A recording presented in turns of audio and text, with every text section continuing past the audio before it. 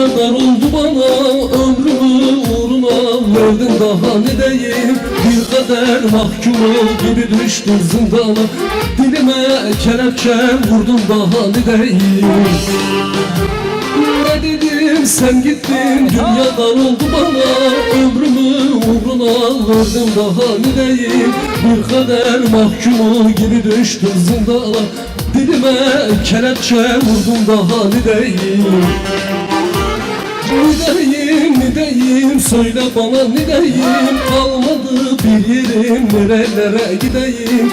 Çaresiz dertleri açtın benim başıma, sorman yok, derman yok, söyle bana ne diyeyim. Ne diyeyim, söyle bana ne diyeyim. Kalmadı bir yerim, nerelere gideyim. Çaresiz dertleri açtın benim başıma, sorman yok, derman yok, söyle bana ne diyeyim.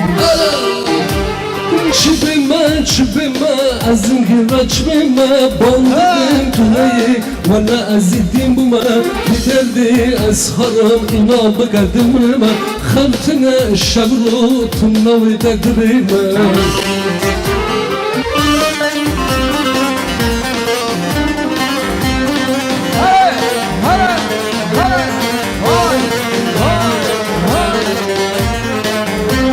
Maşallah.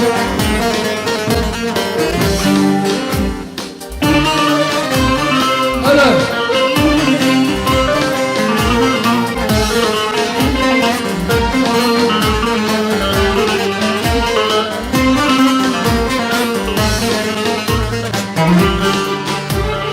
İkinci sensizim, gurbetlerde gezerim. Adımı soranla kavga eder bu kalbim.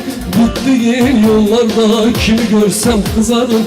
Geleni geçeni kırdım, daha ne diyeyim.